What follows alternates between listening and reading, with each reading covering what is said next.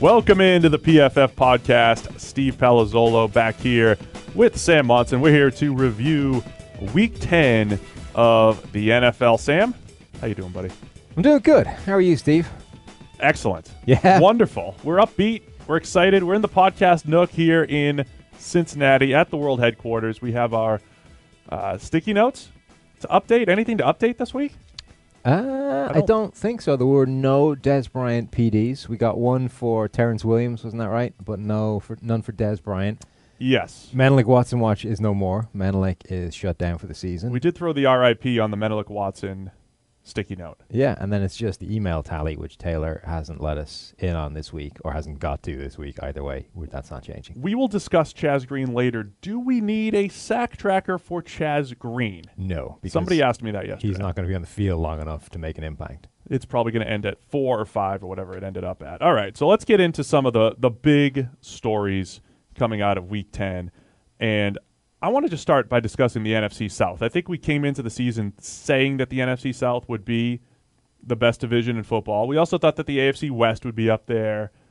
But no, it's the AFC South. It's pretty clear. The New Orleans Saints, with a dominant victory against the Buffalo Bills yesterday, I mean, they just absolutely destroyed them in the trenches, especially. The Atlanta Falcons with a huge win over the Dallas Cowboys. The Carolina Panthers still to play tonight. We're talking about 3 teams I still think are legit contenders to win that division. What are your thoughts on this division? Who do you like, and is this definitely the best division in football? I think so. I mean, the Saints are now riding a 7-game win streak, which is the joint longest win streak in the NFL. The Eagles are also on a 7-game win streak with the best record in the league. This Saints team does look good. Interestingly, though, the analytics that we run every week in terms of folding in the PFF grading and trying to work out exactly where teams are, regardless of what the record is, because records can lie. You know, sometimes you're going to win games that you shouldn't necessarily have won. Sometimes the ball's going to bounce your way, et cetera, et cetera. And most of the time, when the analytics tells us something different to the overall record or the general perception of a team, that team ends up swinging back towards where the analytics says they were all along. Except the Lions. Yes. The analytics has not been a fan of the New Orleans Saints most of the way through this season. I haven't seen the updated numbers since this week. I imagine that will change relatively significantly given what a complete and third stomping of the Bills this was. But I mean, for the last week, it was projecting the Saints to end up with a 9-7 record. It was thinking last week it thought that they were the third best team in this division, and with this whole division sort of playing each other at the end, you know, if they stumble against Atlanta and Carolina, suddenly that's some losses that you wouldn't have pegged if you just go on the basis that they're 6-2 heading into this week. Therefore, they're going to have a really good record at the end of it. So, the Saints team does look really good right now. It was completely dominant against the Bills. The one caveat there is that, you know, the Jets were pretty dominant against the Bills the week before as well. It's possible that the Bills just are really bad right now, and therefore that isn't the achievement that it looked like earlier in the season. The kind of swing, the other side of this NFC South coin is that the AFC East, which looked like chaos for the first 5 weeks of the season, all of a sudden looks exactly the way it's supposed to look. The way it's supposed to, yeah. That's starting to fall into place.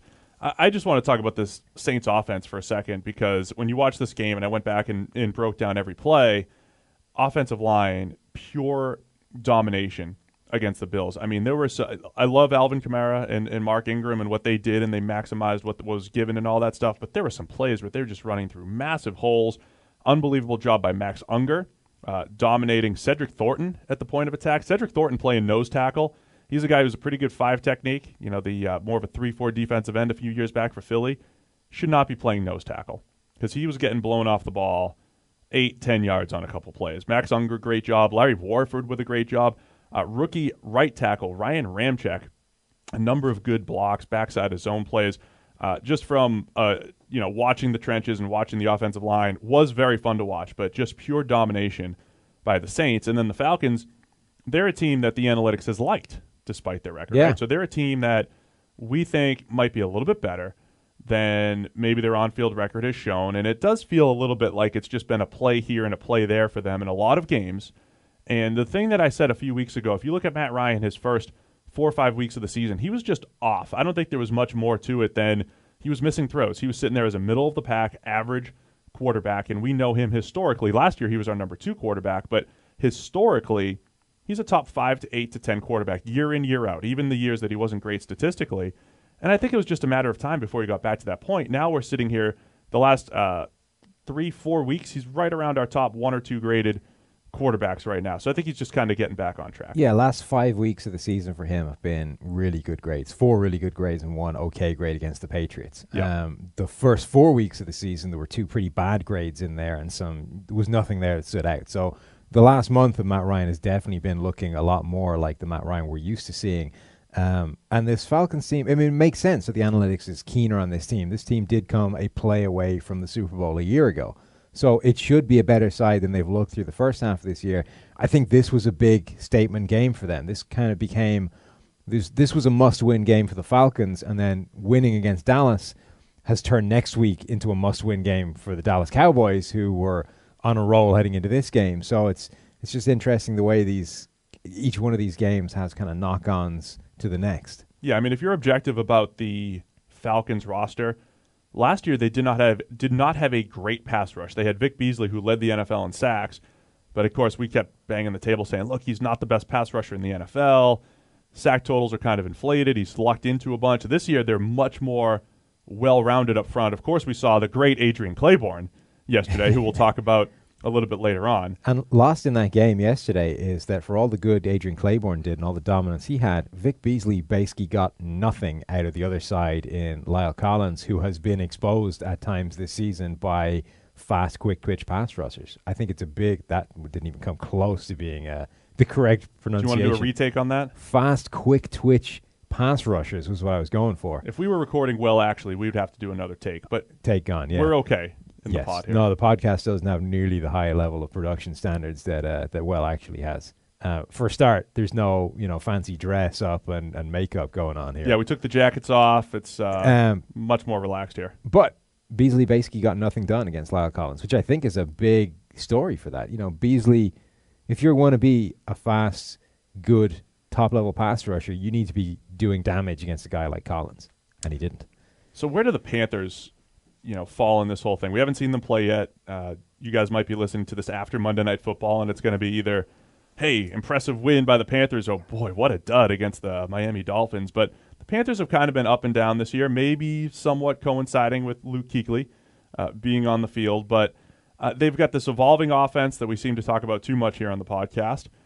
They get rid of Kelvin Benjamin. And by the way, Tyrod Taylor's first game with Kelvin Benjamin, passer rating of about 33 overall. Yeah, it didn't go well. Some ugly plays thrown to Kelvin. I think there's something to that. But the Panthers are trying to be more efficient on offense. I think they still have a capable defense. I can't wait. I mean, Carolina's played New Orleans, and they've played Atlanta, but there's still a lot of football to be played in this division. Where do you think the Panthers stack up among these three?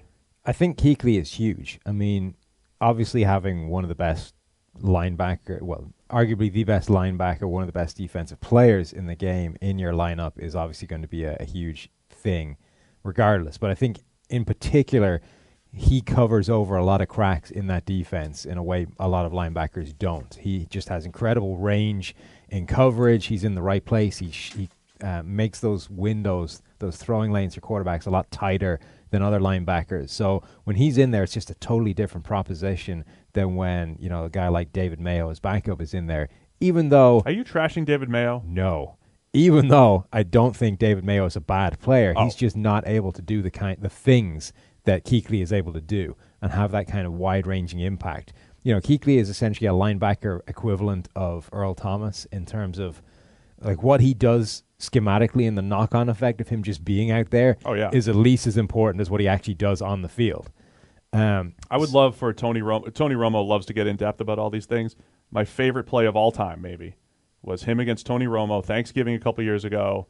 They both checked at the line of scrimmage, and the thing that's key here is usually the quarterback gets the last. The quarterback checks, and then that's it, right? The quarterback gets the last check. Kuechly got the last check at the line of scrimmage, audibled into a different coverage, and then picked off Romo for a pick six. It was one of the best plays I've ever seen as far as just the before snap, the post snap, and how it all came together. That's the type of stuff he can do. I mean, he's capable of making some absolutely phenomenal plays that other linebackers just simply aren't able to do. Right. So I think that defense is a completely different unit when he's in there and when he isn't. And the unit that it is when he isn't in there isn't actually that good. You know, they need him to be in there to be a good defense. That offense, I still don't know what it is. They've gone back to this situation where Cam Newton again doesn't have any receivers, you know, intentionally. Like they traded away Kelvin Benjamin, who was really the only wide receiver they had that was doing anything. And now they're back to being a team that has Christian McCaffrey out of the backfield and Greg Olsen going to be coming back at some point, who is their one Devin Funchess, high-level receiver. The rest of those guys are just people, bodies there for Cam Newton to throw at. And I think that's an issue. He seems to be taking care of the ball a little bit better than he was earlier in the year. I'm not saying he's been great, but there's still a lot of evolving to do on the offense. It's still very inconsistent pass game. So the NFC South, big fans of the division in general. New Orleans is in a great spot. The key I will continue to say about New Orleans is they are winning not necessarily with Drew Brees. Or because of Drew Brees. They're winning. They're complementing Drew Brees. Yeah. You know, they're winning with defense. They're winning with this run game. I think he's still capable of going out there and win games. But if you watch his game against Buffalo, that was game manager central. They threw 8 million screens. He's got the most yards after the catch of any quarterback in the NFL still. And that's just what he's doing. He doesn't have to win the game. They rushed for 6 touchdowns. Granted, he had one of them. They're such an intriguing team because, I mean, they look fantastic right now. And I think it's a good thing that they're not asking him to do too much because it means they've almost got this untapped level of potential that, you know, this is how they're playing without Drew Brees having to stretch his legs. As soon as they reach a point where everything else is getting shut down, now more is on Brees' shoulders, you know, they've got an untapped level of potential that other teams might not have. I'm just really intrigued because the PFF analytics stuff doesn't love them yet. So Are they due to come back down to earth? And we're kind of witnessing a product of playing a team like the Bills who look like they're in free fall. Or are they actually better than the analytics is giving them credit for? Either way, I'm kind of interested to see how it plays out. And either way, keep an eye on the Falcons. Keep an eye on the Falcons making a run here over these next few games. Got it. You and everyone, the millions and millions everyone of else as well. Not just you. Not just me. Fair All right, Sam, I want to put the nail in the coffin on a bunch of teams.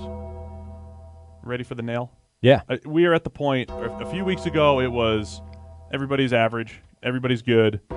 28 teams can make the playoffs. Nail in the coffin. We've got some music for this, I assume. Yeah, I made a request. I hope it came through. It better. Otherwise, this is going to sound awkward and This silly. does sound awkward if Taylor didn't come through for us right now. So let's assume we've got music now. Suitable mood music for Nail in the Coffin. I am in the mood to put the nail in the coffin. You want to just go back and forth on teams? And we'll just... I think you could do a pretty good Undertaker impersonation. We got you all trench-coated up with a big hat. So Undertaker's another guy who lists at 6'10". And... Well, he seems like a legit 6'10". Listen, no? I went to a show back in the day, 1998. Okay. 1998, I was not 6'10". I was a sophomore in high school. Right. And so I was probably about 6'7", 6'8".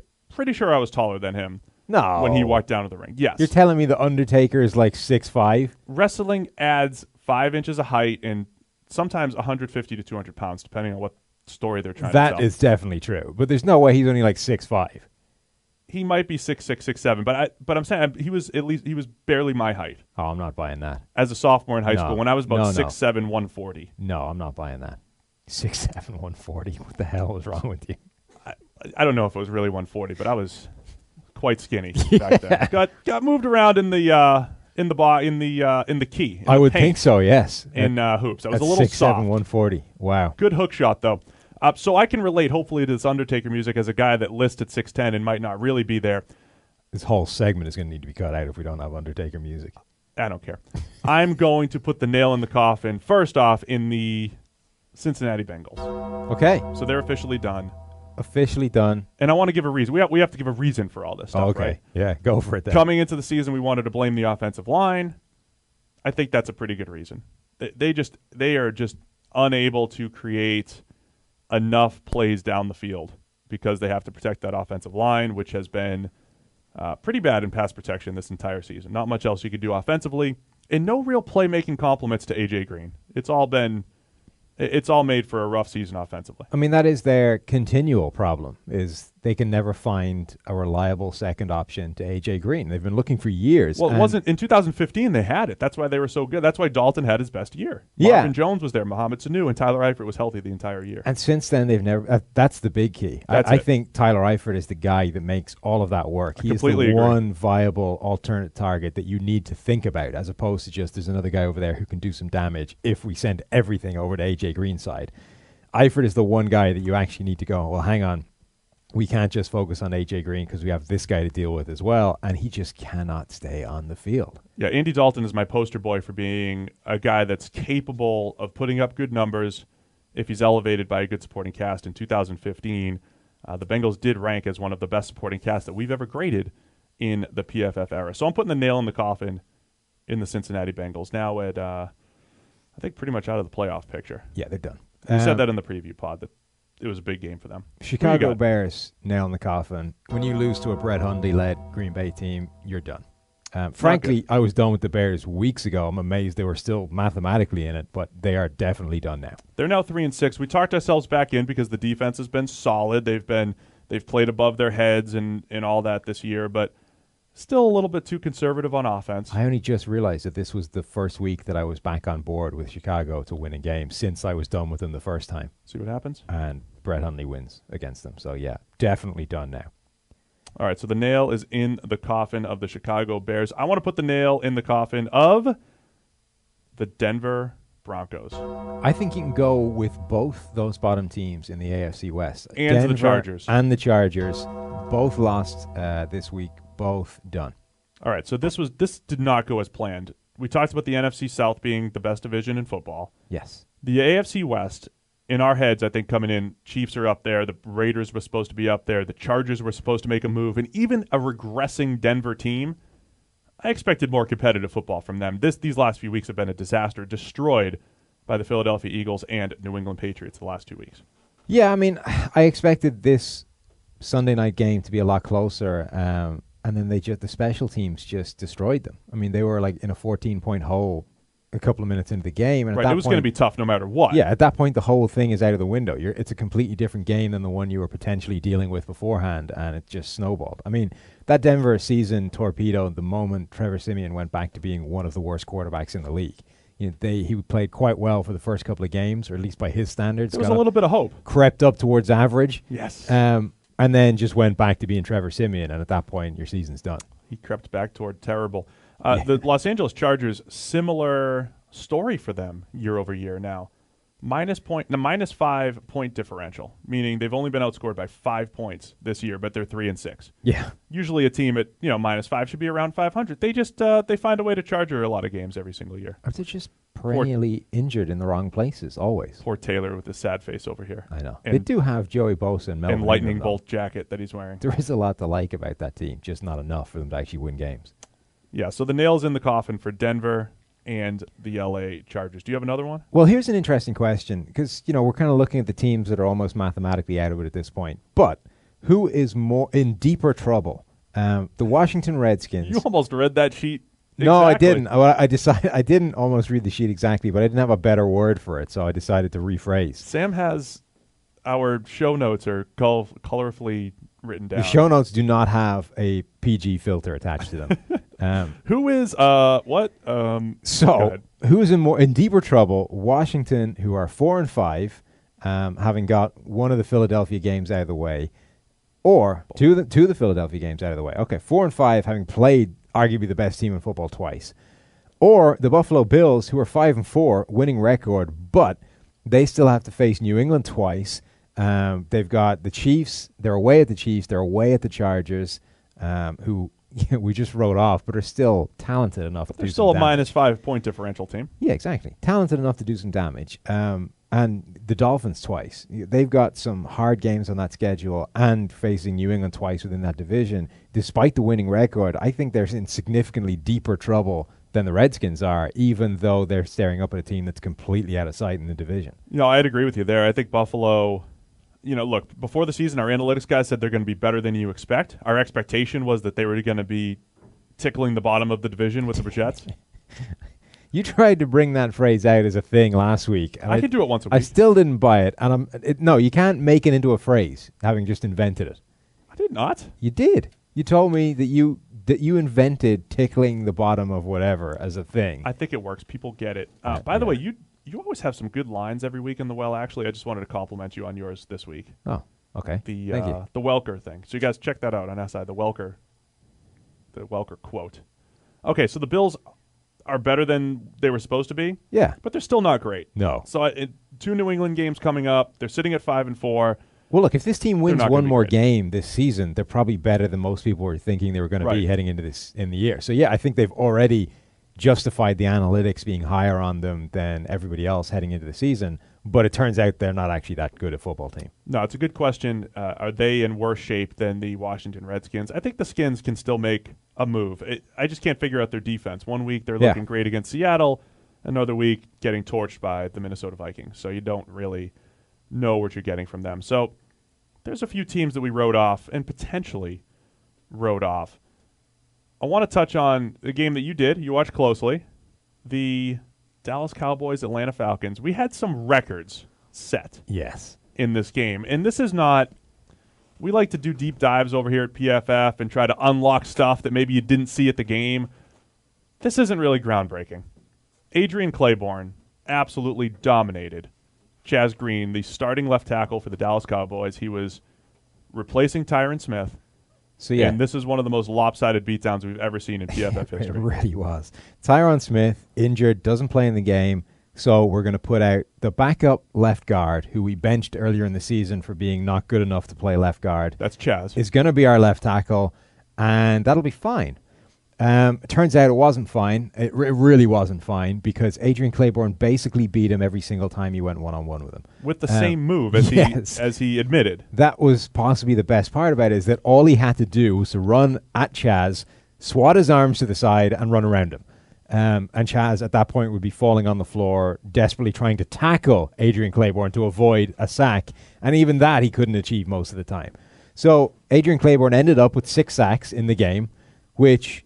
Not only is that only 4 on Chaz. Yes, only. That's the second highest single game total in NFL history. There's only Derek Thomas has more in a game with 7. There's 4. I think other guys are now tied with 6. What's really interesting about this is that game earned Adrian Clayborn a $750,000 bonus for reaching 8 sacks in a season. He only had 2 coming into this season. The 6 he got in that game got him an extra $750K. What's more, he gets into shooting range now of $1.25 million in bonus if he gets another 2 over the course of the season now. So he now has like half a season to charge 2 more sacks, which he could, he's got a shot at playing people other than Chaz Green. But really, it does seem like this was something you could have done better at predicting. Your all-pro left tackle. Right? Yes, your all-pro left tackle goes down. So your game plan is going to be to start the guy you benched at left guard because he wasn't good enough. You have to have some system in place whereby he gets help. And they didn't. And he just got whooped snap after snap after snap. And then eventually they sat him down for his backup. Byron Bell came in the game. Byron Bell still got his ass kicked pretty badly. Was Bell worse? No. He gave up, 14 pass block attempts. He gave up 2 sacks of his own in 3 hurries. Oh, he was bad. But the difference is he was getting beat slower. Like Chaz Green Green was kick-stepping and falling on his face, and that was it. Whereas Byron Bell was at least taking a while to get walked back to the quarterback and give up his pressure. Jeff Schwartz on Twitter recently described Eric Flowers' play as doing a better job of standing in the way of the defense recently. So that's kind of what Byron Bell was doing. He was at least able to keep himself between the blocker and the quarterback for most of the play. Whereas Chaz Green was literally taking one step back, having his arm swatted away, and then falling over. Regardless, and that was it. The left tackles at Dallas combined to give up 6 sacks, a QB hit, and 5 hurries. Yes, that's a problem. And most of them very, very quick. Historical context, Chaz Green had, this is on the 0 to 100 scale now. That's 0 to 100 if you're American. Okay, a 0 to 100 scale. He posted a pass protection grade of 8.9, a single digit plus decimal grade of 8.9. Okay, so if you guys, I'm breaking it out. If you guys are familiar with the old plus minus, you're going to get yourself canned. Is what you're going to do. We this can't is a talk. fireable We can't offense. talk these plus minus numbers, and you're doing it weekly. I'm going to bring this up. If Neil's listening to the podcast, I apologize in advance. But Adrian Clayborn's plus minus pass rush grade beat Chaz Green's 0 to 100 grade. Yes, so that is the worst single It was game higher, Taylor. pass protection grade that we've ever given a pass blocker. It was over 8, Taylor. You look really confused. Adrian Clayborn had a 99.9 pass or overall grade, which is the highest we give. We don't actually max out at 100 for some reason. We max out at 99.9. That's all you can do. What was it? 6 players have achieved that in the past in our grading system. Yep. O.C. Umenyiora for that game where he did the same thing to Winston Justice. Exactly the same situation. You have a backup guy there playing tackle. He cannot block the guy going up against him, and you don't help him. The only difference is that Winston Justice, I think, lasted the whole game, whereas Chaz Green was pulled. And 2007? If Chaz Green hadn't been pulled from that game, we would have been looking at an all-time record. Oh, absolutely. I mean, whatever the plus-minus number is, whatever the total number of pressures is, Chaz Green would have broken all the records right there. So, Umenyiora, Khalil Mack has a game at 99.9. Chris Clemens, interestingly, has a game at 99.9. 2010. Robert Ayers has one at 99.9, and J.J. Watt. So, an interesting mix of names, but there's your records. Yeah, and I believe that Chaz Green pass blocking grade, the lowest that we have given. So that was a it's pretty dominant outing. And unbelievable watching it unfold. Yes, Dallas needed to adjust, and I don't know, when you go up against Adrian Clayborn, who's been a good player his entire career, but not a dominant player. You're not usually game planning against Adrian Clayborn, but that was pure domination. I'm just saying, if you're sending the guy that you bench for being a bad guard, if you're sending him out there to play left tackle, you better have a plan in place that's better than let's leave him until he embarrasses himself so much we need to bench him.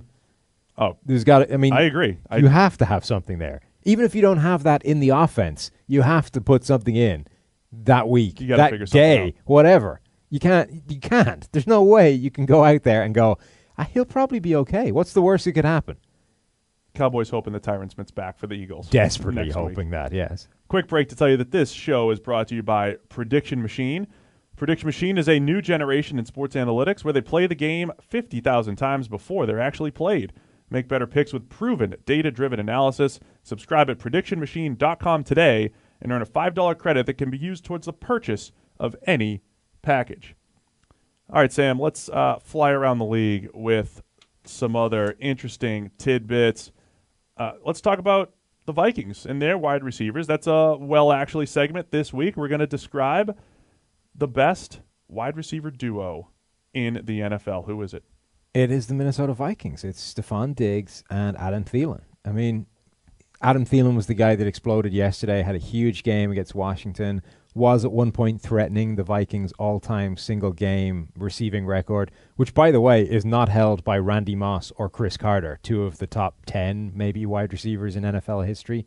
It's held by some guy that I don't know and can't remember anymore, and therefore I'm not going to state. But Adam Thielen was threatening it during that game before Case Keenum decided to start tossing the ball to Washington players instead of Minnesota players. Regressed back to the Case Keenum. But so that was Adam Thielen's big game, but obviously Stephon Diggs has had big games this season and has been missed some time injured. Those two are incredibly productive this season. They're incredibly good. I mean, when you look at the advanced numbers, they're right at the top of. They're the only team with two wide receivers in the top 10 of overall PFF grades. They are one of two teams that have two receivers in the top 6 in terms of contested catch rate. But the other one of those teams is the New York Giants, and it's Odell Beckham, who's gone for the rest of the year. Yeah. So they're the only team with two healthy receivers at the top 6 in contested catch rate. Stephon Diggs leads the league in contested catch rate, despite being smaller than I am. And that shouldn't be their game. I mean, they're both really good route runners, really nifty, shifty. They could do it all as far as getting open. They both get open well. But then when you're making tight window contested catches. Yeah, I mean, that's what kind of elevates them to being these next-level receivers. There was a touchdown in that game that Thielen had against Josh Norman, which was it was a really savvy bit of wide receiver play. The play broke down, Keenum scrambling to his right, and Thielen just takes a couple of steps to his right to get himself open, and then combined with a really nice pass location from Keenum, he's able to make this fingertips grab just out of the reach of Josh Norman. So it was a really nice play that kind of illustrates just the subtle things that he's become really good at since coming onto the scene for this Vikings team. And, we're talking about a guy that was drafted in the 5th round in Stephon Diggs, and an undrafted guy who was basically invited to one of those local tryouts that they have. Minnesota State, Adam Thielen is from. And they've become the best Eric Eager's conference. duo in the Me. NFL.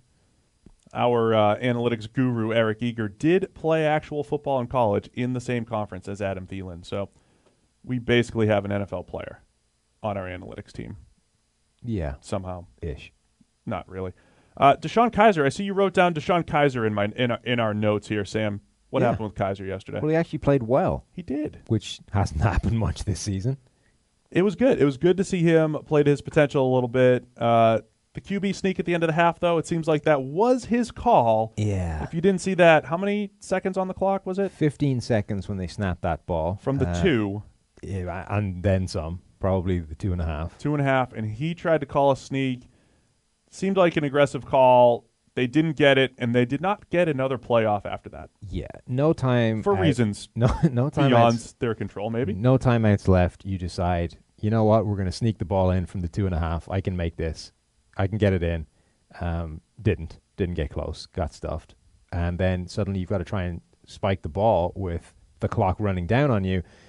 It was a terrible, terrible call. Really, really dumb. And it got punished.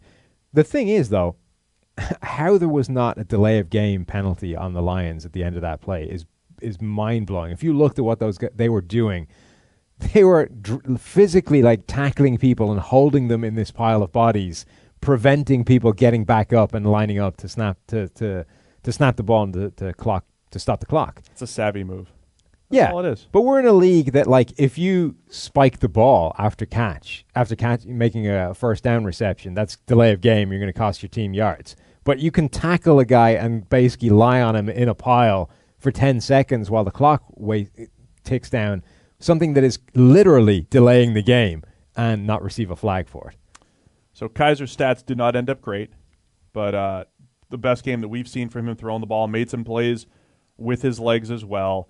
And I think if you're a Browns fan, you just continue to hope to see more games where he's throwing the ball well, making good decisions, and showing signs of life. Whether he shows value as your future quarterback or a guy that can eventually be traded, I think that's what you're rooting for if you're a Browns fan. Well, look, if you get 16 games out of that guy, you've got a quarterback. It's the only problem is that's the first time we've seen that this season, really. So something to keep an eye on with Kaiser to see if he can progress. We also have an injury update. Yeah. Oh, no. There's a man down. It happened Thursday night, but a very serious injury update. Richard Sherman, torn Achilles in the Thursday night game against the Arizona Cardinals. How is this going to affect the Seattle Seahawks going forward? I mean, it's huge. Richard Sherman obviously is one of the best cornerbacks in the NFL. He's not just impressive against the pass. He's a good run defender. He comes up, makes stops in the run game. Friend of the show, of course. Friend of the show, obviously. Drop that in there. He knew it instantly. I mean, he was walking around on the sideline telling people that he torn his Achilles.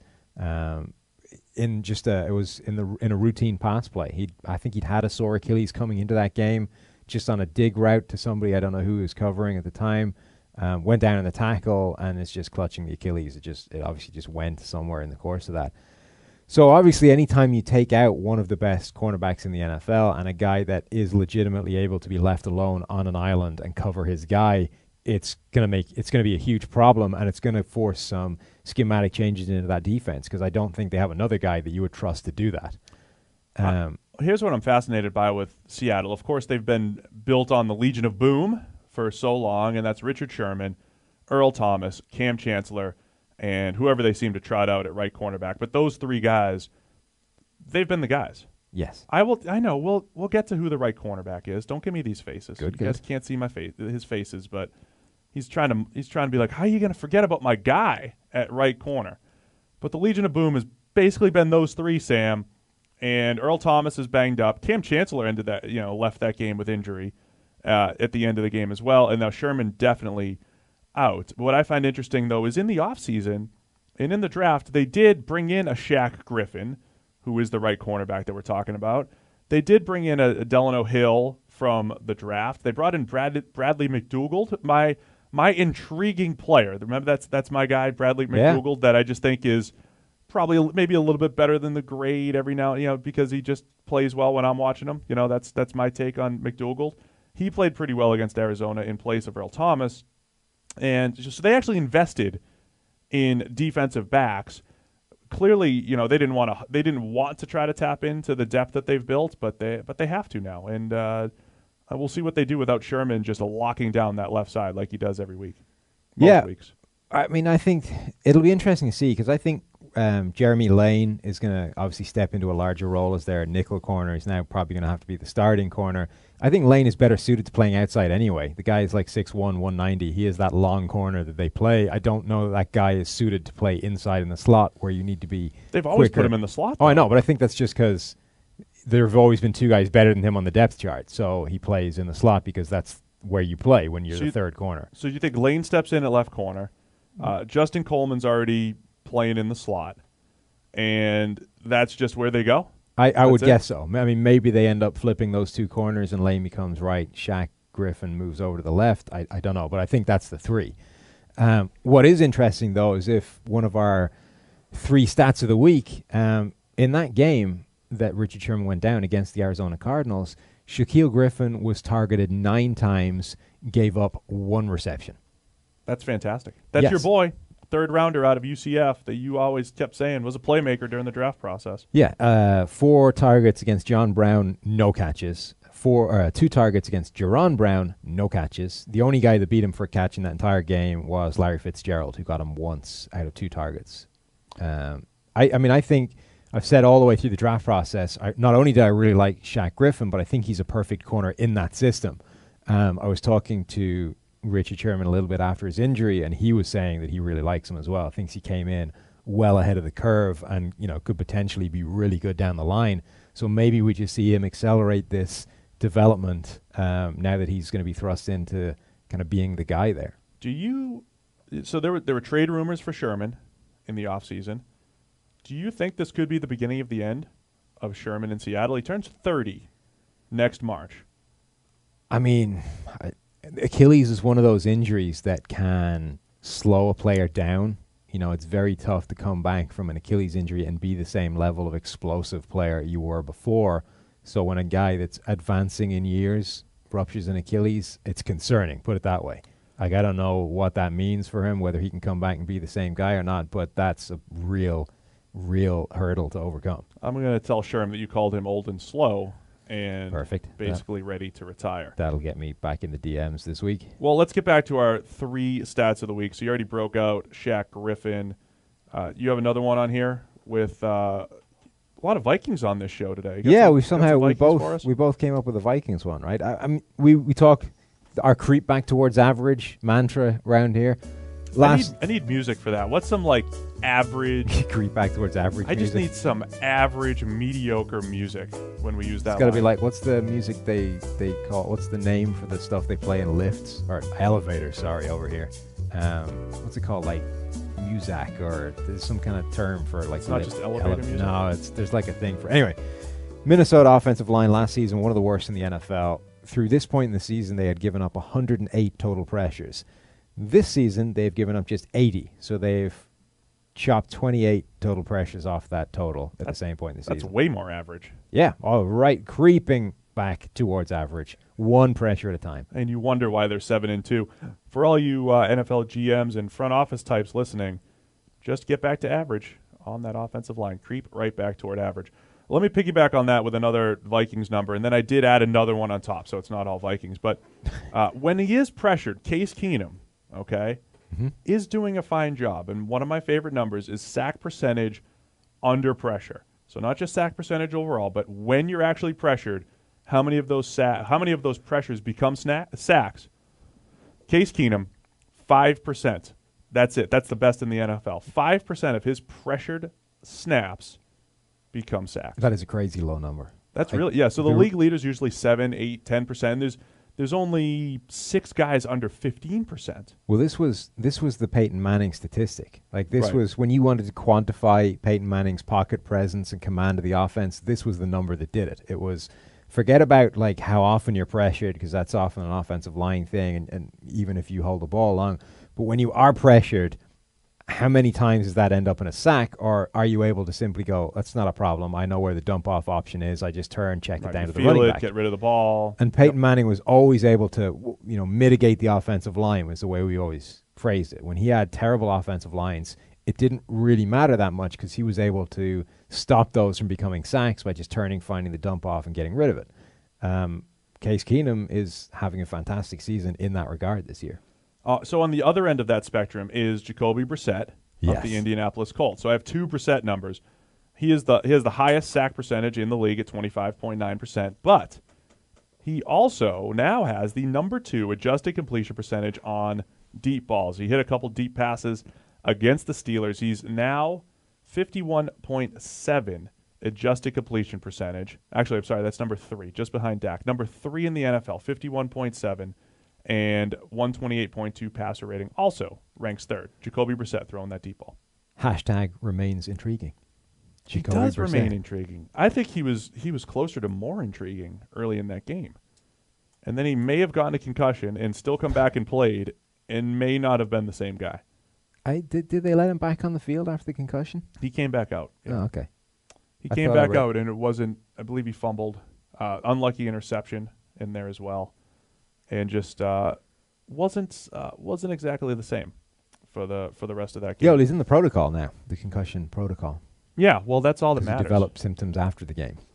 Well, hopefully they get that squared away. But seriously, he is an interesting quarterback. I mean, he has the big arm. He's able to make those deep plays down the field, and just continues to make enough bad plays that you're not sold on him. But he can pick up yards with his legs, which he showed a lot in college at NC State. I mean, there is a lot to like about him. yeah, They might have a decision as well. We're talking about Sherman maybe leaving Seattle. Is Andrew no. Luck done in Indianapolis? is he done? Period. I mean, the saga of Andrew Luck's shoulder and what exactly is true and what isn't. There are is rumors crazy. about career ending. I know. Yeah. I can't understand that. How bad could the shoulder be that you can't? Well, I don't know how important is your shoulder to throwing things. Oh, it's very important. But shoulder surgeries these days. So it used to be that Tommy John wasn't a big deal, and shoulder surgeries were always kind of a big deal. You lose velocity and all that stuff, but they've gotten better and better over the years. Labrum tears and all that stuff. The surgeries have gotten better. Yeah, sure. But there's always injuries that creep along where suddenly you're like, okay, we can't fix that. I mean, Sharif Floyd's knee went from being, he's out for a while to actually, no, he's done. Well, I hope that's not the case. Sam Bradford for as Andrew well. Luck. Sam Bradford came out of the game, was fine in week 1, and then suddenly it's, oh, by the way, Sam Bradford's on the injury report. And now it's actually he may be done for his career. Well, Teddy Bridgewater was going to be done for his career too, and he's active now. Yes. But that at least was, I mean, there's a certain level of catastrophic injury where you think, even the surgery might not matter. You basically, you didn't tear your ACL. What you did was take a hatchet to your knee and just blow it to pieces. And that we might not be able to put that back together again. Yeah, that's not a good injury. Well, hopefully Andrew Luck comes back. But again, I'm going to reiterate, this offseason, QB carousel is going to be... It's going to be a fun one. There's it's a going lot to be of lit, Sam. Oh, don't do that.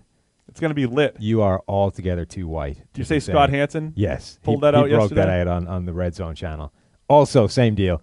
Altogether too white to be saying lit, unironically. Well, I'm just trying to describe what the QB offseason is going to be like. Describe it better. That'll do it for us today. Don't forget, if you guys are looking for some of those numbers that we pulled out, it's all a part of PFF Elite over at ProFootballFocus.com. You guys can all get $10 off, not only Elite, but also Edge and any of the PFF products. Those are the 2, actually. Monthly, though. Monthly. You have PFF Elite monthly, so if you guys want to just give it a shot, use the promo code PFF10. You get $10 off, whether it's Elite, Edge, or Elite Monthly. Go and check it out. Right now, adding draft content to it, so if your team is... we put the nail in your team's coffin today. Don't forget to go check out all of our draft coverage, a lot of it housed as part of PFF Edge. So thanks again to everybody for listening. We got 3 more big episodes the rest of the week, so hit that subscribe button if you guys are new. We got a quarterback breakdown. We have our all-important mailbag in the middle of the week, which you guys can contribute to at podcasts@profootballfocus.com. That's plural, podcasts@profootballfocus.com. And, of course, a Week 11 preview later in the week. Thanks again, guys, for listening. We'll chat again next time.